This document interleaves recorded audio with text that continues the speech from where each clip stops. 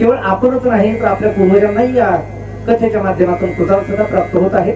कथा भागीरथी स्नान जे करीती त्याचे उद्धरती पूर्व देते. पूर्वजांचाही उद्धार या शिवकथेच्या माध्यमातून आपण या ठिकाणी साध्य करून घेत आहोत. म्हणून तुमच्या आमच्या सगळ्यांच्या भाग्याची कीव करावी, कारण आपल्या सर्वांचंच भाग्य जे आहे ते असं अप्रतिम आहे की भगवान परमात्म्याने ही केवळ बुद्धीच दिली नाही आपल्याला, तर आतापर्यंत परमात्म्याने आपल्याला जिवंत ठेवलं ही भगवंताची फार मोठी कृपा आहे. कारण या भव्य आणि दिव्य कार्यक्रमाचे आपण साक्षीदार झालेलो आहोत. ही भगवान परमात्म्याची असीम अशा प्रकारची कृपा आहे. त्यातल्या त्यात आपण सगळे एवढी विशेष माणसं आहेत आपण या पिढीतली, कारण 2019चा काळ आपण पाहून आलेलो, बरोबर ना. 2019 मध्ये कोरोना होता आणि कोरोनाचा काळ पाहून आपण इथपर्यंत आलो. काय देवाने आपल्याला बघितलं माहिती नाही, पण मोठी मोठी माणसं गेली महाराज कोरोनामध्ये. भगवंताने आपल्यामध्ये काय वैशिष्ट्य पाहिलं असेल, परंतु आजपर्यंत परमात्म्याने आपल्याला मरू दिलं नाही.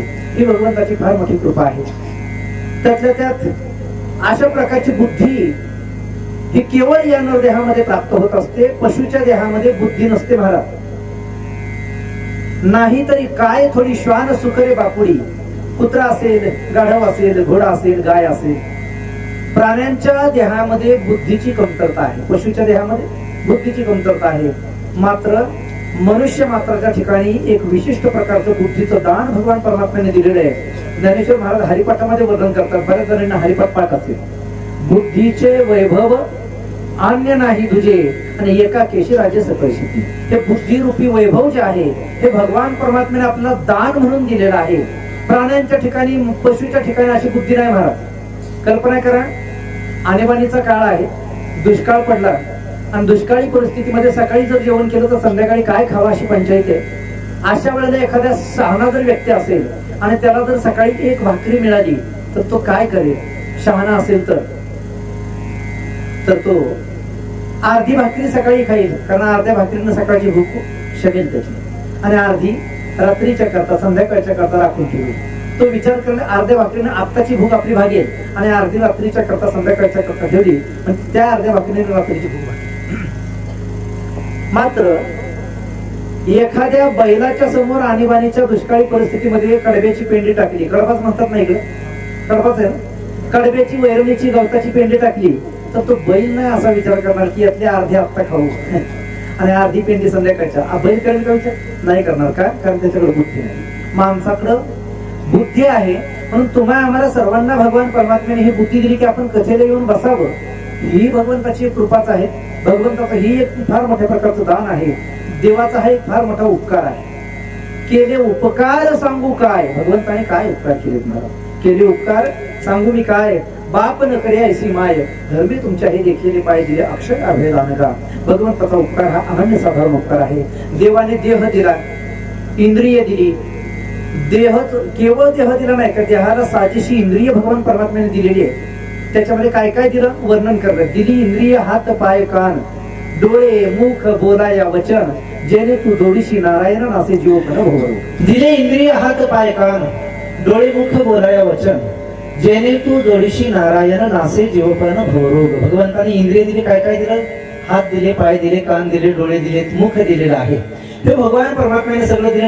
एक लक्ष द्या इकडे माझ्याकडे. भगवंताने हे सगळं दिलंय ना, तर जागच्या जागी दिलं महाराज.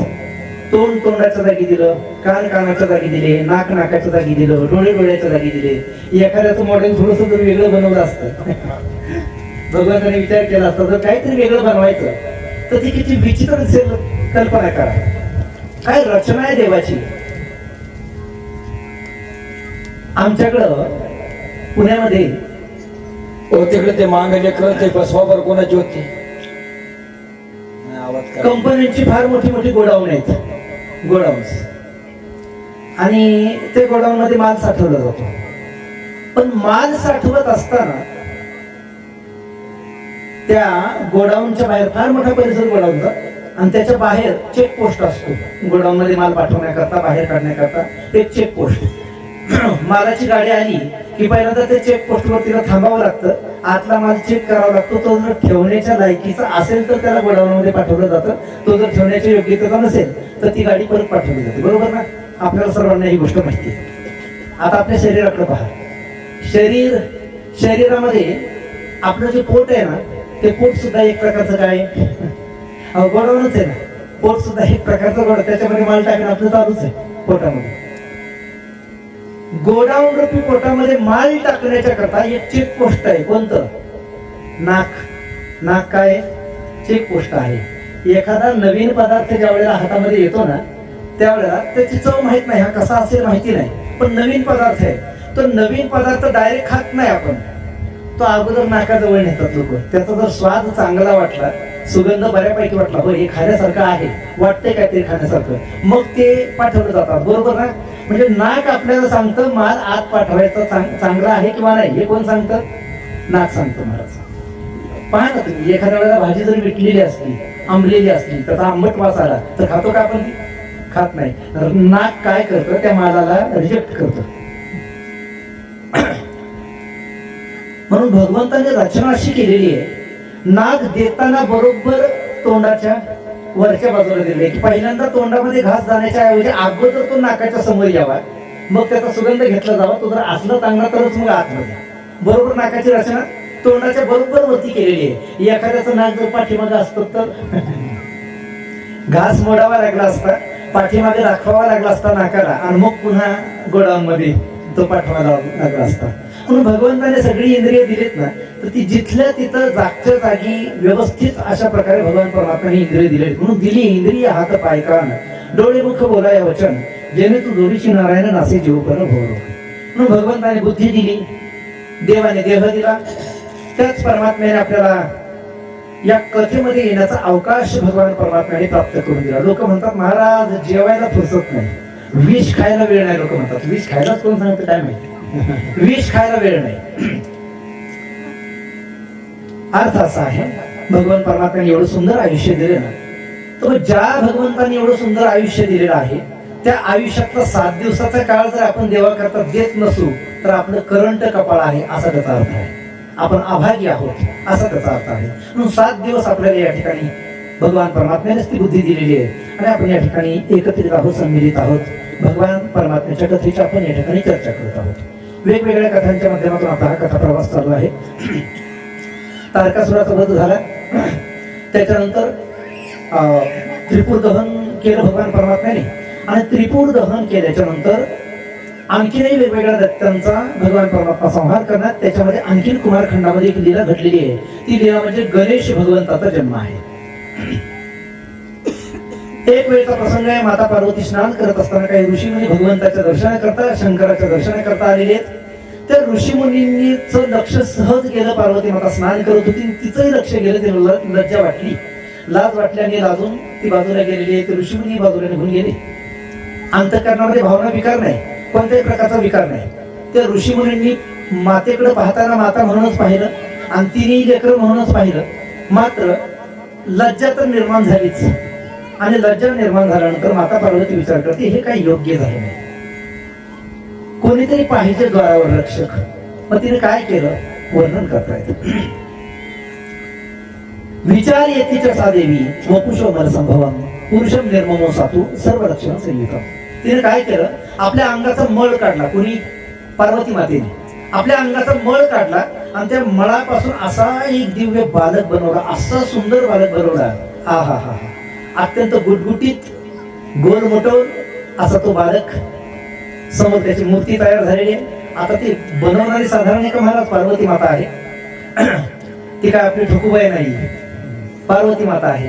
तिने सुंदर अशा प्रकारचा तो बालक बनवला, आणि केवळ बनवलाच नाही तर त्या बालकामध्ये सुंदर अशा प्रकारचे भगवान परमात्म्याने त्या पार्वती मातेने प्राण संचार केलेला आहे, प्राण भरलेले आहेत. आणि तो बालक पाहिला, एवढा आनंद झाला तिला, त्या बालकालाही आनंद झाला. त्याने हात जोडले आणि तो प्रार्थना करू लागला, मैया मी कोण आहे आणि माझी निर्मिती, माझी उत्पत्ती कशा करता आहे. पार्वती मातेने सांगितलं, बाळा आजपासून तू माझा द्वारपाल आहेस. हे द्वार आहे ना, या द्वारावर तू थांबायचंय. माझ्या परवानगीच्या शिवाय कोणीही आत नाही आलं पाहिजे अशी व्यवस्था तू करायची. अजून काय आज्ञा माते? लक्ष देऊ का? माता पार्वतीने सांगितलं, बाळा आता एक लक्षात ठेव, या कैलास पर्वतावर माझं म्हणणारं, माझं असणारं असं दुसरं आता कोणीच नाही. तूच फक्त माझा आहेस आणि मीच तुझी मैया आहे, माता आहे. तू माझा बालक आहेस, माझा असं दुसरं कोणी नाही. आणि मी परवानगी दिल्याशिवाय कोणालाही आत सोडू नको. गणेशजी द्वारावर उभं राहिलेले आहेत, हातामध्ये दंड घेतला आणि पहारा देत आहेत. तेवढ्यामध्ये नंदीकेश्वर त्या ठिकाणी आलेले आहेत भगवंताच्या दर्शनाकरता. नंदी आल्याच्या नंतर नंदीला अडवलं महाराज. कोणी? भगवान गणपती बाप्पा अडवलं. अडवल्यावर विचारतात, कोण आहे तुम्ही आणि आत का चाललात? त्याने सांगितलं, मी भगवान शिवाचं वाहन आहे, नंदी माझं नाव आहे आणि भगवंताकडे चाललेलो आहे. खबरदार म्हणे, आत प्रवेश करायचा नाही. मातेची आमच्या अंघोळ चाललेली आहे, स्नान चाललेलं आहे, आतमध्ये प्रवेश करायचा नाही. नंदीनं सांगितलं. नंदीला अहंकार निर्माण झाला. नंदी विचार करतायत, अरे हा कोण कुठला? आज पहिल्यांदा मी याला इथं पाहिलंय, कोण आहे माहिती नाही. आणि असा आरेरावीची भाषा करायला लागला. म्हणे नंदीकेश्वराने आपला अहंकार प्रगट केला आणि आपल्या शिंगाने गणपती बाप्पाला मारायचा तो प्रयत्न करू लागला. पण तू गणपती बाप्पाच आहेत, आद्य देवता आहेत. गणेशजीनं आपल्या हातामध्ये जो दंड होता त्याचा एकच फटका दिल्याबरोबर नंदीकेश्वर हवेमध्ये उडालेले महाराज. आणि हवेमध्ये उडवून भगवान शंकराच्या पायाजवळ जाऊन पडले. अशा बऱ्याच शिवगणांना गणपती बाप्पांनी भगवंताकडे पुन्हा पाठवलेलं आहे. सगळ्यांना विचारतात, परमात्माने काय ही तुमची अवस्था, कोणी तुमचे हाल केले? त्यावेळेला नंदीने आणि सगळ्या शिवगणांनी सांगितलं, म्हणे देवा, पार्वती मातेच्या महालाच्या दरवाजावर कोणीतरी एक बालक आहे, छोटासा बालक आहे, परंतु असीम ताकद त्याच्याकडे आहे, असीम बल त्याच्याकडे आहे, त्याच्यामुळे आमची ही अवस्था झालेली आहे. भगवान परमात्म्याला कुतूहल निर्माण झाला आणि लीला करायची परमात्म्याला. म्हणून भगवान शंकर हातामध्ये त्रिशूल धारण करून त्या ठिकाणी आलेले आहेत. गणेशजीला पाहतायत. गणपती बाप्पाने सांगितलं, खबरदार, थांबा म्हणे, आत प्रवेश करायचा नाही. भगवंताने सांगितलं, अरे तुला कळतं का, तू कोणाला बोलायला लागलास? मी मालक आहे म्हणे या कैलासाचा.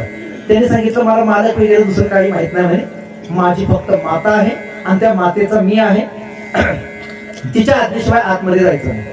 भगवंताला राग आला, परंतु तरी भगवंताने आवरलं आणि आवरून परमात्मा म्हणतात, हे पहा, तू एक छोटासा बालक आहेस, दिसायला फार छान आहेस, तुझी मला दया येत आहे, असं बोलू नकोस म्हणे. गणपती बाप्पांनी पुन्हाही भगवान परमात्म्याला वापस जाण्याकरता जेव्हा सांगितलं, राग आला आणि भगवान परमात्माने गणेशजी यांचं भयंकर अशा प्रकारचं युद्ध त्या ठिकाणी प्राप्त झालेलं आहे. त्या युद्धामध्ये सत्य शेवटी भगवंताचा नाविलाज झाला आणि नाविलाज होऊन परमात्म्याने त्रिशूळ फेकलेलं आहे. त्या त्रिशूळाने गणपती बाप्पाचं मस्तक उडवलं गेलं आणि ते मस्तक पार्वती मातेच्या चरणाशी जाऊन पडलेलं आहे. ते मस्तक जसंही पाहिलं महाराज, अरे त्या मस्तकाला पाहिलं आणि पाहिल्याबरोबर पार्वती मातेनं उग्र अशा प्रकारचं स्वरूप धारण केलेलं आहे. अष्टभुजा देवीच्या रूपामध्ये पार्वती माता आकाशामध्ये निर्माण झालेली आहे. कालिका देवीचं रूप माता पार्वती त्या ठिकाणी प्रगट केलं आणि एवढं भयंकर उग्र अशा प्रकारचं रूप आहे की त्या रूपाकडे पाहिल्याच्या नंतर छातीमध्ये धस्स होत आहे, भीती वाटत आहे. एका श्वासामध्ये, केवळ श्वासाच्या माध्यमातून ही सगळे जगाचा नाश करेल की काय असं वाटत. एवढं भयंकर उग्र रूप कालिका देवीने त्या ठिकाणी प्रगट केलेलं आहे. भगवान परमात्म्याने ओळखलं, हा पार्वतीचा पुत्र आहे आणि आता याला येन केन प्रकारे काही करून याला जिवंत केल्याशिवाय हिचा राग शांत होणार नाही. मग भगवंताला, गणेशजीला जिवंत करण्याकरता भगवान शंकराने आपल्या गणांना सांगितलं, म्हणजे आत्ताच्या आत्ता जंगलामध्ये जा म्हणे आणि जो कधी पहिला प्राणी तुम्हाला दिसेल त्या प्राण्याचं मस्तक आणा. ते मस्तक आपण या ठिकाणी प्रत्यारोपण करायचं. शिवगण गेलेले आहेत आणि जंगलामध्ये जात असताना त्यांनी पाहिलं, एक दिव्य अशा प्रकारचा हत्ती दिसलेला आहे. त्या हत्तीचं मस्तक काढलं आणि त्या हत्तीचं मस्तक घेऊन गणपती बाप्पाच्या तिथे आलेली जगातलं हे दुसरं ऑपरेशन आहे. पहिलं आपण काय बघितलं, कोणतं? बोकडाचं मस्तक आणि माणसाचं शरीर, आणि आज हत्तीचं मस्तक आणि त्या बालकाचं शरीर आहे. ऑपरेशन झालं आणि भगवान शिव परमात्म्याने पुन्हा त्याच्यामध्ये प्राण संचार केलेला आहे. प्राण संचार केल्याबरोबर गणपती बाप्पाच्या त्या मस्तकासहित गणेश भगवान त्या ठिकाणी प्रगट झालेले. स्वर्गातून देवतांनी पुष्पवृष्टी केली आणि सर्वजण जय जयकार करतात. गणेश भगवान की जय. नमः पार्वती पते हर हर महादेव.